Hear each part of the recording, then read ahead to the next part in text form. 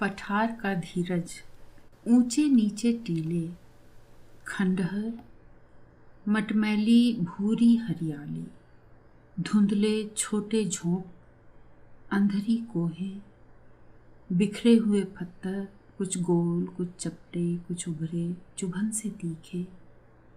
दूर पर चपटी लंबी इमारत की बत्तियां, मानो रेलगाड़ी खड़ी। ये सब यथार्थ हैं।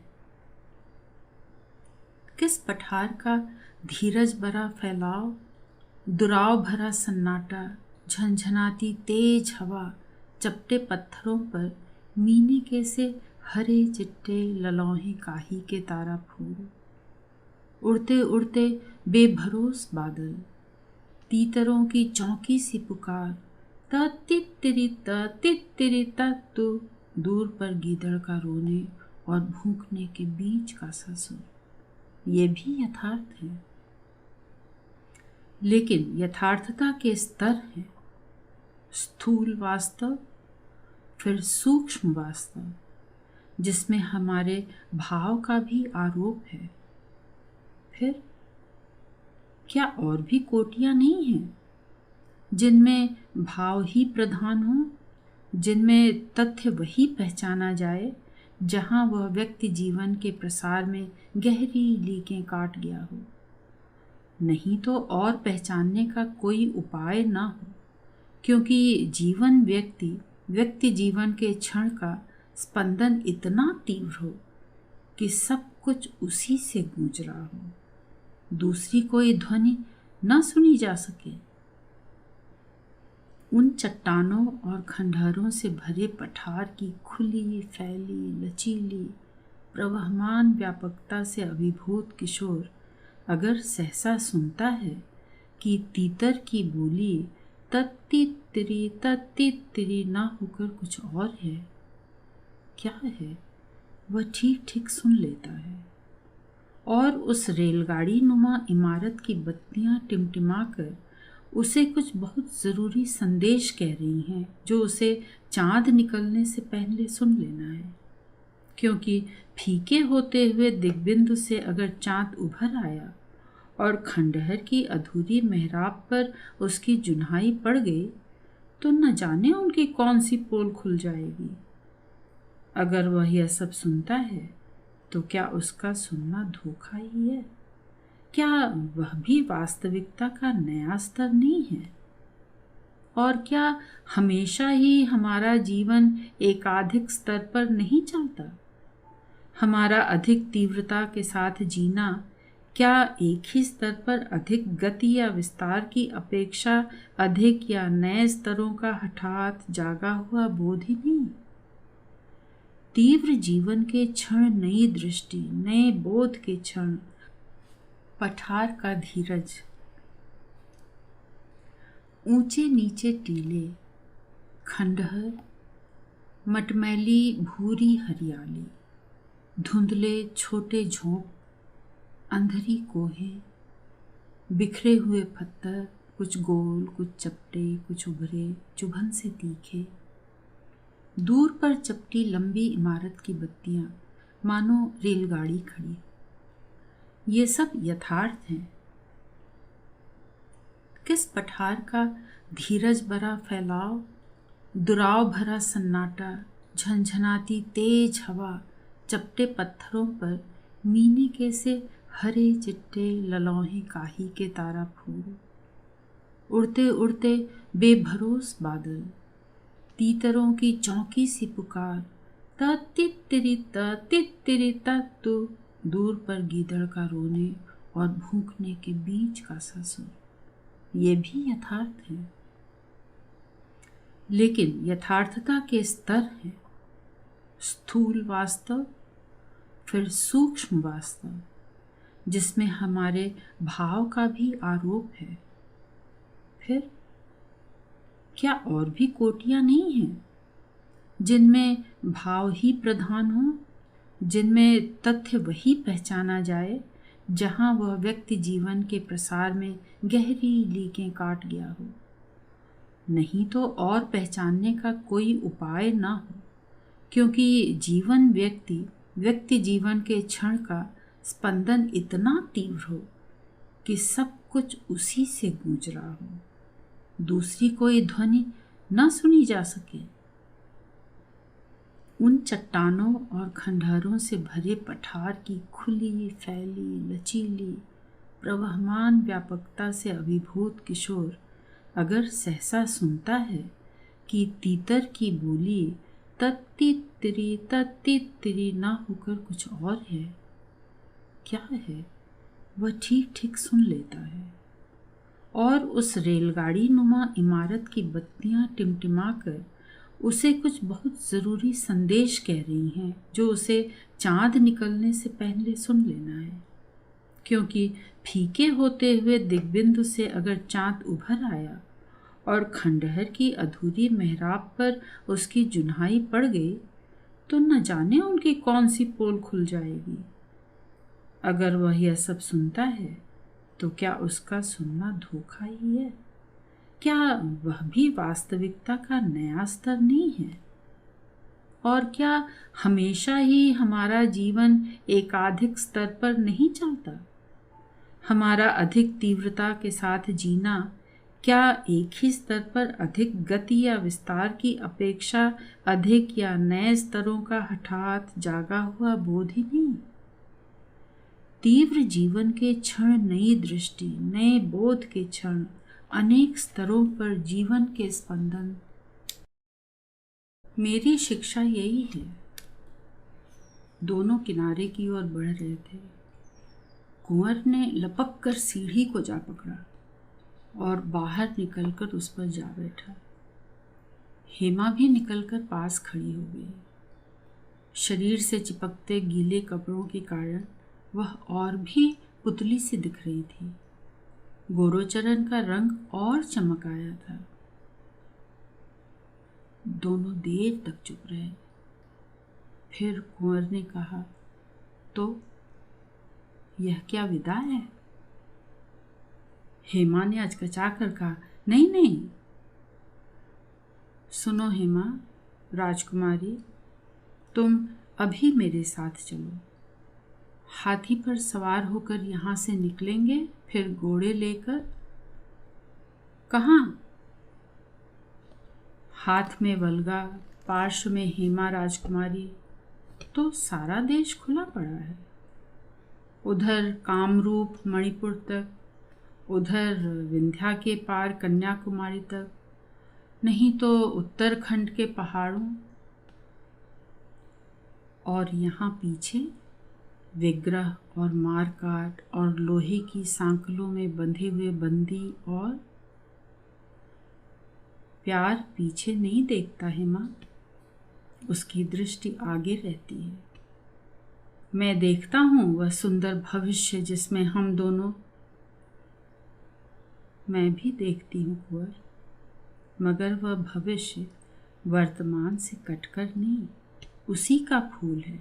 जैसे बिना पत्ती के भी मधुप में नया बौर, जैसे पलाश की फुनगी को चूमती हुई आग।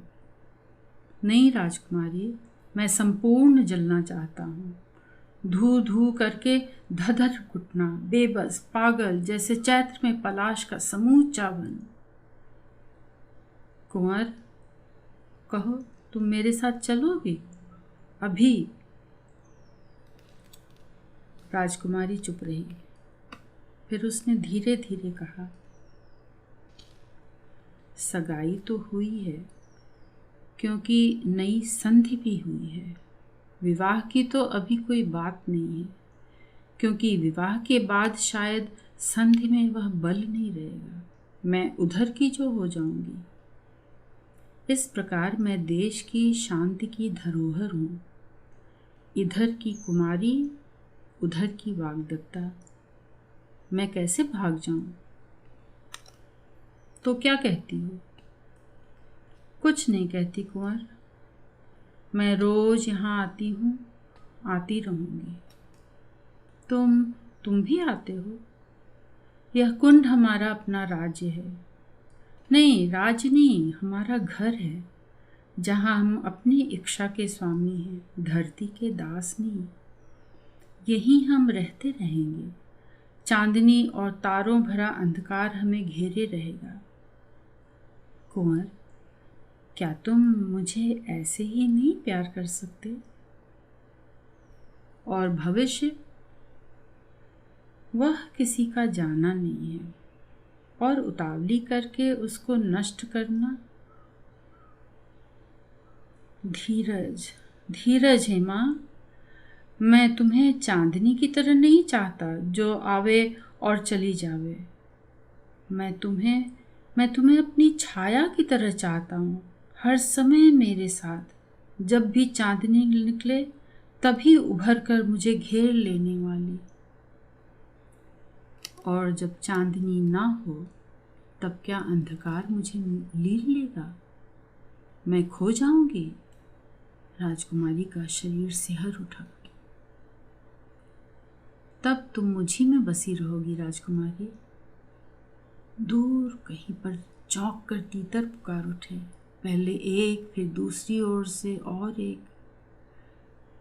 राजकुमारी ने सचेत होकर कहा, अच्छा कुंवर, मैं चली, कल फिर आऊंगी, तुम चिंता मत करना। कुंवर ने कहा, राजकुमारी। फिर कुछ भर्राए से स्वर में कहा, हेमा। हेमा ने धीरे से कहा, अपने चांद को तुम्हें सौंप जाती हूँ। देवता तुम्हारी रक्षा करें कुंवर। उसने जल्दी से चादर ओढ़ी और निशब्द लचीली गति से सीढ़ियां चढ़ चली। कुंवर ने एक बार दक्षिण आकाश में उभरे वृश्चिक को देखा, फिर झुककर पानी में हो लिया और क्षण भर में हाथी की पीठ पर पहुंच गया। अंधेरे का एक पुंज सा पानी में से उठा और कुंड के छोर पर अंधेरे की एक बड़ी सी कंदरा में खो गया। हेमा का स्वर फिर पास कहीं बोला, समझे? किशोर ने कहा, राजकुमारी, तुम तो कहती हो वह प्यार नहीं करता। वह तो कब कहती हूँ नहीं करता था, पर मुझे नहीं, अपनी प्रलंबित छाया को। तभी तो मुझे छोड़कर चला गया। चला गया? हाँ, दूसरे दिन वह नहीं आया। मैं देर रात तक कुंड पर बैठी रही, तीसरे दिन भी नहीं। फिर पता चला जहाँ मेरी सगाई हुई थी वहाँ उसने आक्रमण कर दिया है एक अश्वारोही टुकड़ी के साथ। फिर इतिहास बाँचना मेरा काम नहीं है परिचित। यह सब तुमने पढ़ा होगा। कितने राज्य, कितने राजकुल विग्रहों से धुल गए। इसका लेखा जोखा रखना तो तुम्हारी शिक्षा का मुख्य अंग है। हम तो स्वयं जीने वाले हैं, जीवन के प्रति समर्पित होकर, क्योंकि जीवन का एक अपना तर्क है जो इतिहास के तर्क से। पर कुंवर, राजकुमारी, कुंवर का क्या हुआ? वह नहीं आया। दूसरे दिन नहीं, तीसरे दिन नहीं, सप्ताह नहीं, पखवाड़े नहीं, महीने और वर्ष बीत गए। विग्रह फैला और फैलता ही गया। वह नहीं आया फिर। और आज भी मैं नहीं जानती कि मैं केवल वाग्दत्ता हूँ कि विधवा, कि केवल इस कुंड की विवाहिता वधू जिसकी लहरियों से खेलते मैंने वर्ष बिता दिए। पर यह तो कुछ समझ में नहीं आया। बात कुछ बनी नहीं। बात का ना बनना ही उसका सार है अपरिचित। प्यार में अधैर्य होता है तो वह प्रिय के आसपास एक छायाकृति गढ़ लेता है, और वह छाया ही इतनी उज्जवल होती है कि वही प्रिय हो जाती है, और भीतर की वास्तविकता न जाने कब उसमें घुल जाती है। तब प्यार भी धुल जाता है। तुम मुझे देख रहे हो, क्योंकि मेरे साथ तुम्हारा कोई रागात्मक संबंध नहीं है। मैं खंडहर की जमी हुई चांदनी हूँ, कुंड की एक विजड़ित लहर हूँ। पर मुझे देखो, देर तक देखो, लालसा से देखो। तब देखोगे मेरे आसपास कितनी घनी दुर्भेद छाया तुमने गढ़ ली है।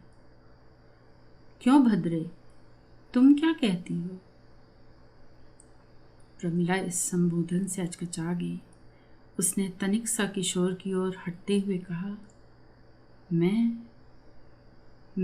कुछ नहीं राजकुमारी। मैं तो राजकुमारी ईषत् स्मित भाव से बोली, मैं तो जो कहूँगी इस पार्श्ववर्ती अपरिचित से कहूँगी, यही ना? फिर कुछ गंभीर होकर कहा, लेकिन भद्रे वही ठीक है। यह फैला पठार देखो, आकाश, आंधी, पानी, शीत, तप सबके प्रति यह समर्पित है। किसी के आसपास छायाएं नहीं करता और सबकी वास्तविकता देखता है। तुम तो जानती हो, तुम मेरी बहन हो। तुम्हें कुछ कहना ही हो ऐसा क्यों आवश्यक है? यह पठार भी तो कुछ नहीं पूछता। अपरिचित, क्या यह पठार वास्तव है? तुम्हें लगता है? हाँ और नहीं, मैं नहीं जानता। इस समय मैं मानो इससे आत्मसात हूँ, अलग उसको जोखने की दूरी मुझ में नहीं। वह तो जानती हूँ। पठार से, कुंड से आत्मसात ना होते तो क्या मुझे देखते, मेरी बात सुनते? क्योंकि मैं राजकुमारी, तुम कौन हो? क्या तुम वास्तव नहीं हो? वास्तव? राजकुमारी हंसी। तारे मानो कुछ और चमक उठे और हवा कुछ और तेज हो गई। वास्तव तो हूँ शायद, जो कुछ है सभी वास्तव है, लेकिन वास्तविकता के स्तर हैं। धीरज हमें एक साथ ही अनेक स्तरों की चेतना देता है। अधैर्य एक प्रकार का चेतना का धुआं है, जिससे बोध का एक एक स्तर मिटता जाता है और अंत में हमारी आंखें कड़वा जाती हैं, हमें कुछ दिखता नहीं। फिर वही तीतर बोले, ततीतिरी ततीतिरी। राजकुमारी ने कहा, कभी इस पठार के भीतर और मोर दूसरे नाम पुकारा करते थे। मैंने अपना नाम अनेक बार सुना था, पर अब। उसने फिर मुस्कुराकर अर्थ भरी दृष्टि से दोनों को देखा। अब कदाचित वह और नाम पुकारते हैं, है ना? तीतर फिर बोले, ततीतिरी ततीतिरी। प्रमिला कुछ लजा गई। किशोर ने अचंभे में आकर कहा, राजकुमारी, तुम कौन हो? मैं कोई नहीं हूं। मैं पठार का धीरज हूं। वह दृष्टि देता है। लेकिन मैं चली। एक जोर का झोंका आया। कुंड पर अटखेलियां करती चांदनी लहराकर चक्कर खाकर मूर्छित हो गई। अदृश्य टिटहरी उड़ता वृत्त बना चीख उठी। बादल का एक चिथड़ा चांद का मुंह पहुंच गया। पलाश के झोंक सनसना उठे। कहीं गीदड़ भूका।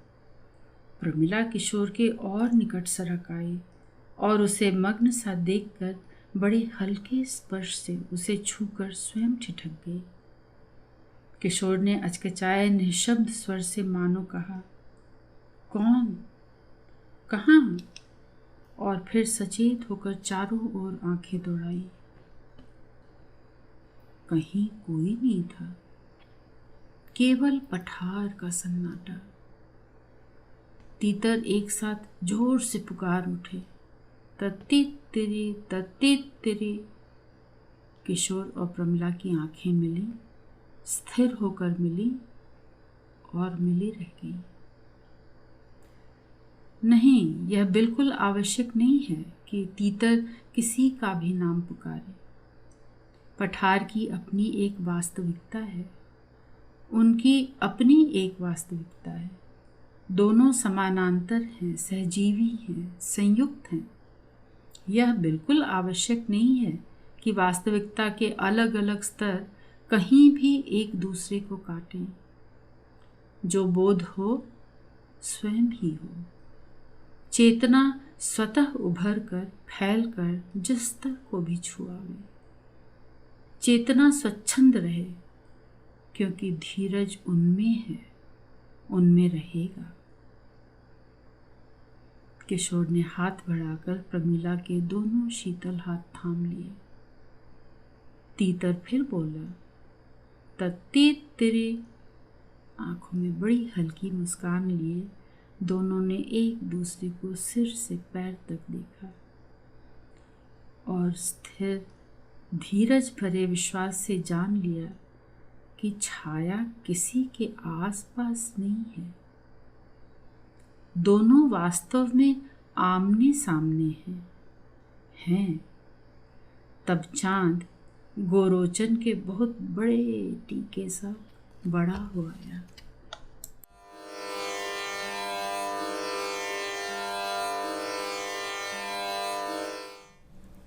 ताज की छाया में। कैमरे का बटन दबाते हुए अनंत ने अपनी साथिन से कहा, खींचने में कोई 10 मिनट लग जाएंगे, टाइम देना पड़ेगा। और बटन दबाकर वह कैमरे से कुछ अलग हटकर पत्थर के छोटे से बेंच पर अपनी साथिन के पास आ बैठा। वह सारा दिन दोनों ने इस प्रतीक्षा में काटा था कि कब शाम हो और कब वे चांदनी में ताजमहल को देखें। दिन में उन्हें कोई काम नहीं था, लेकिन दिन में आकर वे 5-7 मिनट में ही एक बार ताज की परिक्रमा करके चले गए थे, यह निश्चय करके कि शाम को ही पूर्ण प्राय चंद्रमा की शुभ्र देन से अभिभूत व्याकुल वे उसे देखेंगे और उसी समय फोटो भी लेंगे। अनंत ने घड़ी देखी और फिर धीरे धीरे बोला, देखो ज्योति, आखिर वह क्षण भी आया कि हम ताज को देख सकें।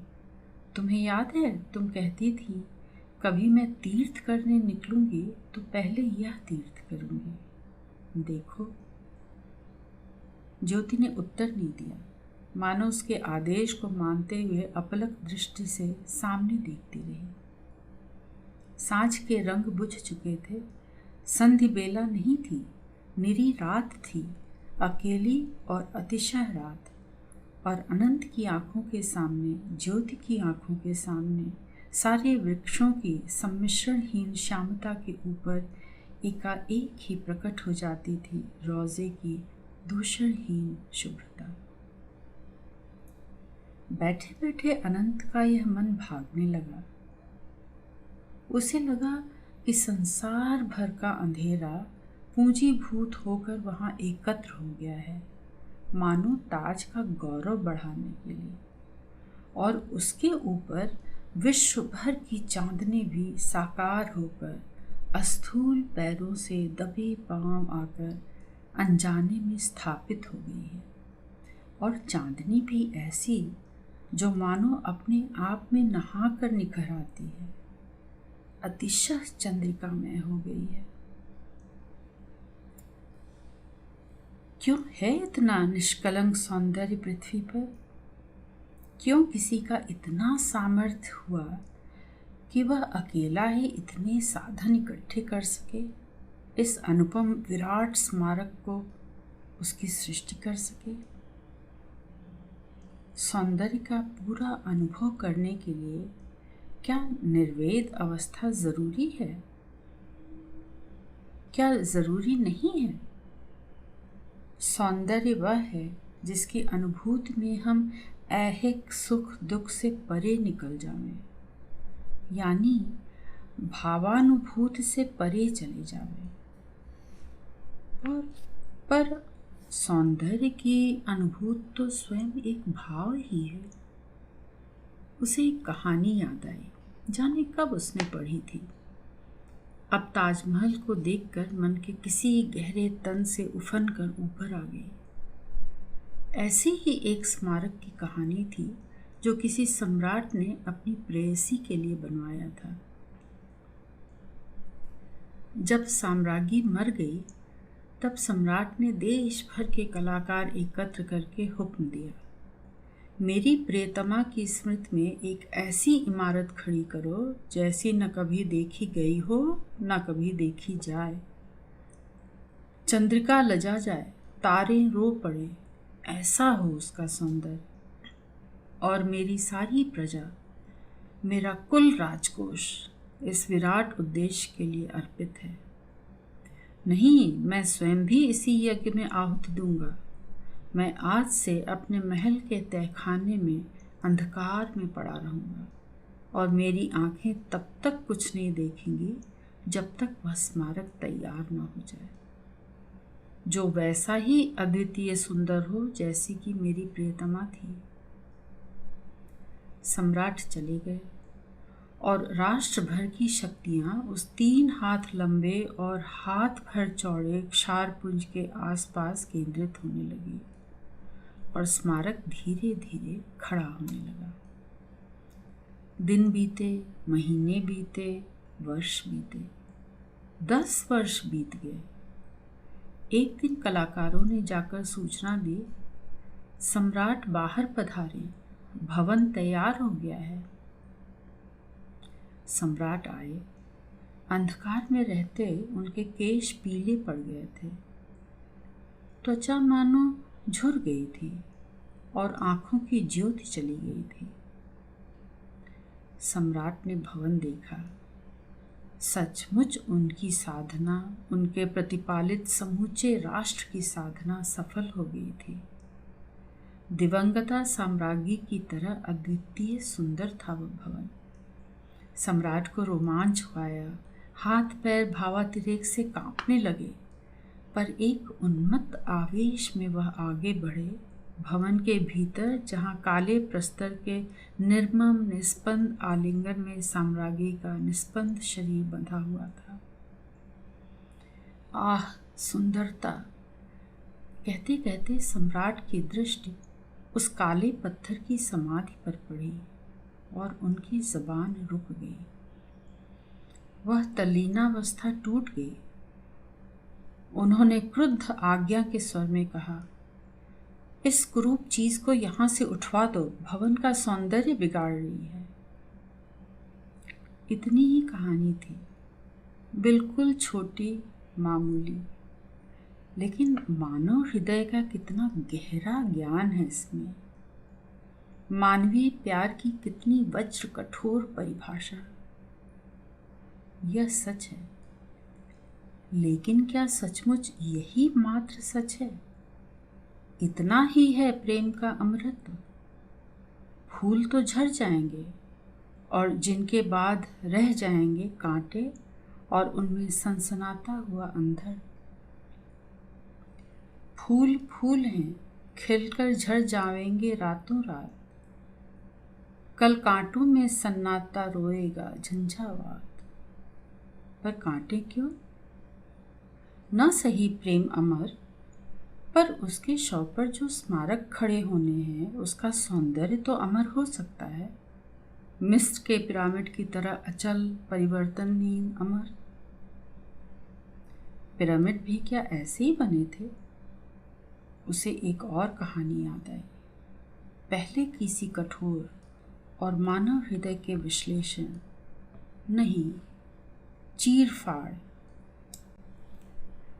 चीरफाड़ में उतनी ही सच्ची और अपने मन में उसको कहते हुए अनंत का शरीर कांप गया। मिस्र के फराउन की एक लड़की थी। अनंत के शरीर के कंपन को ज्योति ने भांप लिया। अपने हाथ से बेंच पर अनंत का हाथ टटोलते हुए कोमल आग्रह से बोली, क्यों, क्या सोच रहे हो? एक कहानी याद आ रही थी। क्या? अनंत ने धीमे स्वर में सम्राज्ञी के स्मारक की कहानी कह दी। ज्योति सुनते सुनते अपना मनोयोग दिखाने के लिए हूँ करती रही थी, लेकिन कहानी का अंत होते समय एकदम शांत सी हो गई और चुप रही। थोड़ी देर बाद बोली, तुम कांपे क्यों थे? वह और बात थी। क्या? यूं ही। तो भी मैं सोच रहा था, सजीव आदमी के प्यार से उसका निर्जीव स्मारक बनाना स्थायी होता है, तब तो प्यार करने की अपेक्षा प्यार का स्मारक बनाना ही अधिक लाभकर है। ज्योति ने अन्यमनस्क स्वर में कहा, तो मुझे एक कहानी याद आई थी। मिस्र देश के एक फराउन ने अपनी लड़की को यही राय दी थी। क्या? लड़की की अपार रूप राशि की कीर्ति देश विदेश में फैली हुई थी। जब वह युवती हुई तब उसने विवाह करने का निश्चय किया। वह कल्पना करने लगी, संसार में कहीं उससा ही सुंदर कोई राजकुमार होगा जिससे वह विवाह करेगी, और उन दोनों सा ही अनुपम और अपरिमित होगा उनका प्रेम, जिसके द्वारा वह अपने को अमर कर जाएगी। उसने पिता से जाकर कहा, पिता, मैं विवाह करूंगी। पिता ने पूछा, क्यों? मैं प्रेम में अमर होना चाहती हूँ। प्रेम में अमर? और ऐसे? कन्या ने कुछ लजाते हुए कहा, और मैं यह भी चाहती हूँ अपने पीछे कुछ छोड़ जाऊं, जिससे लोग मेरा नाम लें और मेरी स्मृति बनी रहे। अनुभवी पिता ने मुस्कुराकर कहा, तुम अमरत्व चाहती हो ना? अमरत्व? वह ऐसे नहीं मिलेगा, क्योंकि आदमी का प्यार क्या चीज है? बालू की लिखत, पानी का बुलबुला। अमरत्व मैं तुम्हें दूंगा। बोलो, मेरी बात मानोगी? कन्या ने कहा, हाँ, मैं अमरत्व चाहती हूँ, आप आज्ञा कीजिए। सम्राट ने देश देशांतर में हरकारे भेजकर घोषणा करवा दी कि फराउन की लड़की स्वयंवर द्वारा शादी करना चाहती है। जितने प्रणयार्थी हों वे राजधानी में आकर आवेदन करें। अपनी पात्रता प्रमाणित करने के लिए काली वज्रशिला का एक एक खंड लेते हैं। विवाहेच्छु युवकों का तांता मच गया, लेकिन फराउन के आज्ञानुसार राजकन्या के दर्शन किसी को प्राप्त न हो सके। विवाहेच्छु युवकों का तांता बच गया, लेकिन फराउन के आज्ञानुसार राजकन्या के दर्शन किसी को प्राप्त नहीं हो सके। सब आकर वज्रशिला खंड एक निर्दिष्ट स्थान पर जमा करते जाते और यह समाचार पाकर लौट जाते कि राजकुमारी ने उन्हें पसंद नहीं किया। कई वर्ष हो गए और यही क्रम जारी रहा। शिलाखंडों का ढेर बढ़ता गया, निराश युवकों की संख्या बढ़ती गई और राजकन्या का यौवन भी पराकाष्ठा तक पहुंचकर ढलने लगा। एक दिन उसने खिन्नमन होकर पिता से कहा, पिता, अब तो मेरा शरीर भी जर्जरित होने लगा। अब बताइए, मैं अमरत्व कब पाऊंगी? फराउन उसे महल की खिड़की के पास ले गए और उसे खोलते हुए बोले, बेटी, तुम तो अमर हो गई। वह देखो तुम्हारा अमरत्व। बेटी ने बाहर झांका। सामने सांध्य प्रकाश में लोहित वर्ण पिरामिड चमक रहा था। पिता ने कहा, वह देखो बेटी, अब तुम क्या करोगी मानव का प्यार? अनंत एकाएक चुप हो गया, फिर बोला, उफ, कैसी कहानी है यह। ज्योति ने धीरे धीरे अपना हाथ खींच लिया। दोनों फिर चुप हो गए। मिनट भर बाद ज्योति ने फिर पूछा, अब क्या सोच रहे हो? वह अनंत की ओर देखती नहीं थी। देख वह अपलक दृष्टि से ताज की ओर ही हो रही थी। फिर भी जाने कैसे अनंत का नाड़ी स्पंदन निरंतर उसमें प्रतिध्वनित हो जा रहा था। कुछ चुप रहकर अनंत बोला, बताओ, क्या दिन के प्रकाश में प्यार भी उतना ही कठोर लगता है जितना कि पत्थर? ज्योति ने कुछ विस्मय से कहा, क्यों? क्या मतलब? मैं नहीं समझी। आज दोपहर को देखा था, ताज कितना बेहुदा लग रहा था। क्यों? इसलिए कि पत्थर भी कठोर है, दोपहर की धूप भी कठोर है, और दोनों एक साथ। तो तभी दोपहर को लग रहा था जैसे किसी ने निर्दय हाथों से ताज की सुंदरता का गुंठन उतार लिया हो, उसे नंगा कर दिया हो। लेकिन अब चांदनी में ऐसा लगता है कि ओस की तरह चांदनी ही जमकर इकट्ठी हो गई हो। नहीं, तुम और कुछ सोच रहे थे, बताओ ना, कहकर ज्योति ने फिर अनंत के हाथ पर अपना हाथ रख दिया। अनंत को नहीं लगा कि प्रतिवाद करने की ज़रूरत है या उसे झूठ बोलने पर लज्जित होना चाहिए।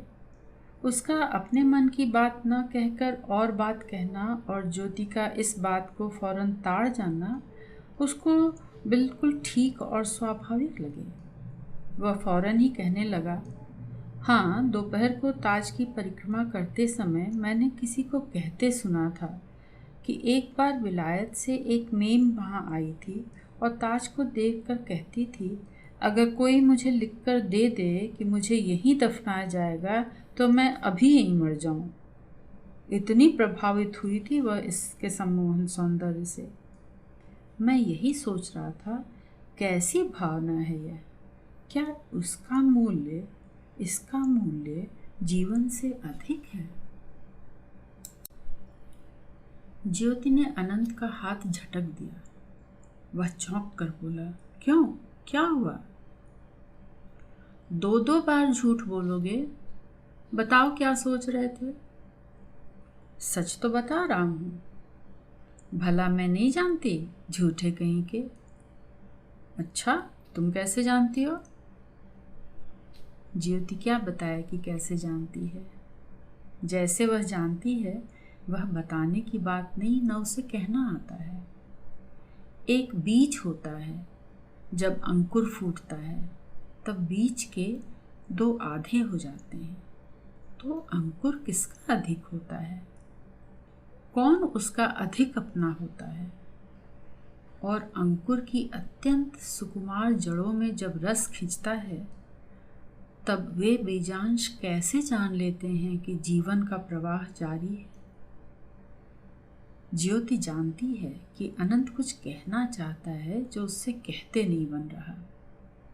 वह उसकी इतनी गहरी अनुभूति है कि सचमुच निकलती ही नहीं, झूठ की आड़ में ही आ सकती है, जैसे मिट्टी के नीचे रसोद्भव। ज्योति जानती है और बस जानती है।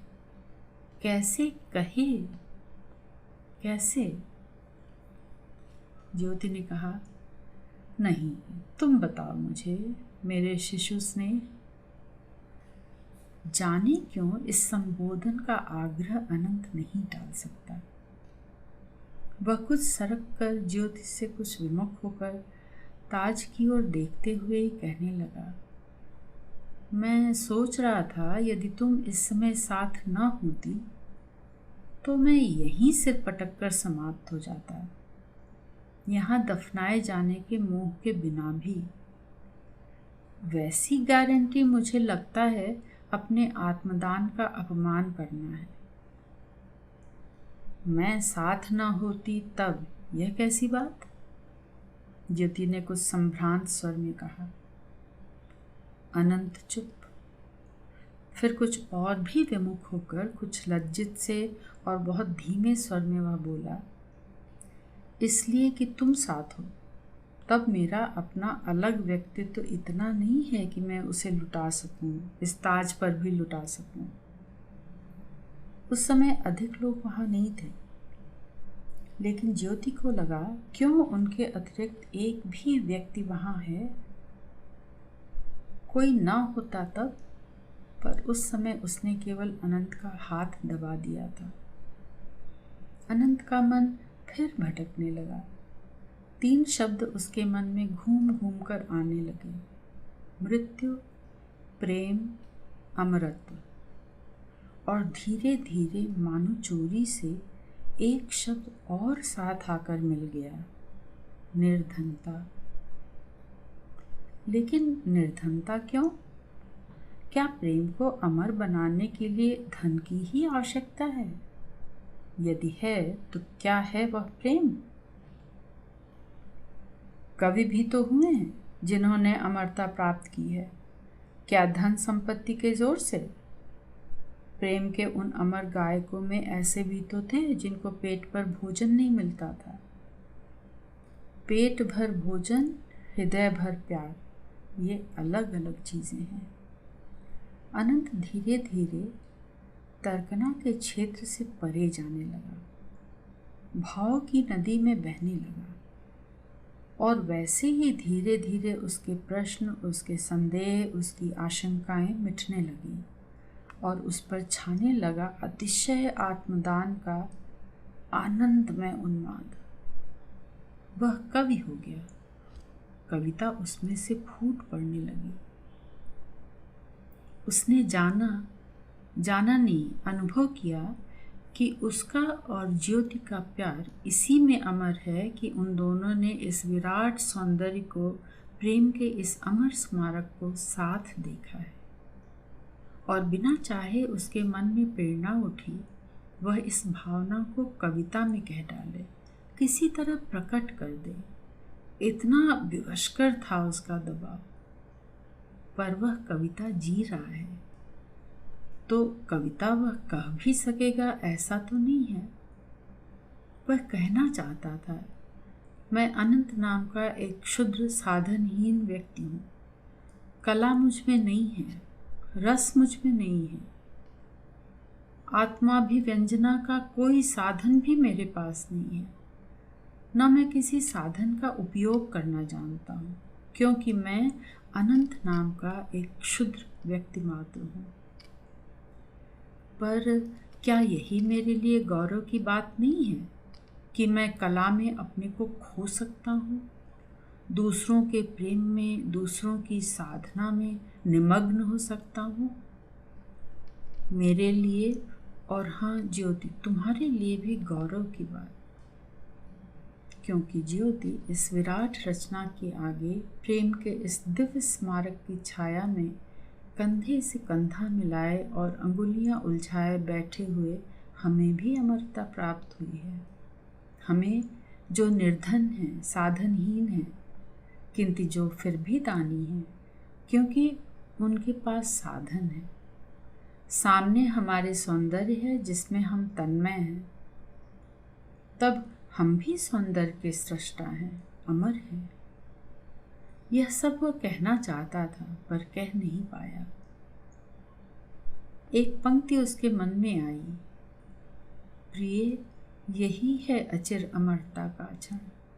पर उसके बाद उसका मस्तिष्क जैसे सूना हो गया और बार बार यही है कि निरर्थक आवृत्ति करने लगा।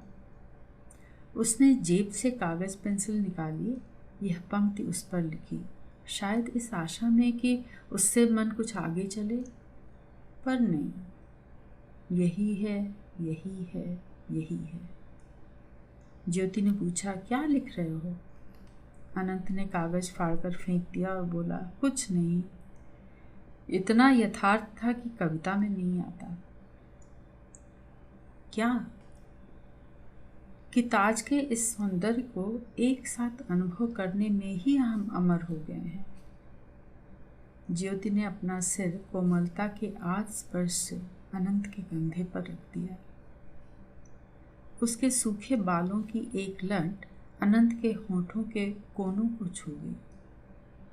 अनंत ने जाना उनमें एक सुरभि है जो उनकी आत्यंतिक है और जिसकी तुलना के लिए उसे कुछ सोचता नहीं। ज्योति ने पूछा, वह मुमताज बेगम का प्रसाद तुमने ठिकाने रखा है ना? वह फूल जो मैंने कब्र पर से उठाकर तुम्हें दिया था? अनंत ने धीरे से कहा, उससे भी बड़ा प्रसाद है मेरे पास इस समय। और सिर एक ओर झुकाकर थोड़ी से ज्योति का सिर दबा लिया। तभी ज्योति ने कहा, और तुम्हारा फोटो? अनंत चौंक कर उछल पड़ा। कैमरे का शटर बंद करते करते उसे लगा एक बड़ा महत्वपूर्ण क्षण बीत गया है, उसके जीवन का एकमात्र क्षण। कैमरा उठाकर उसने कहा, चलो चलें। उसके स्वर में गहरा विषाद था। ज्योति ने कहा, चलो, और उठ खड़ी हुई। कविता की वही पंक्ति, प्रिय यही है अचिर अमरता का क्षण, फिर अनंत के मस्तिष्क में गूंज गई। लेकिन अभी ही उसे लगा जैसे उसका अर्थ नष्ट हो गया हो।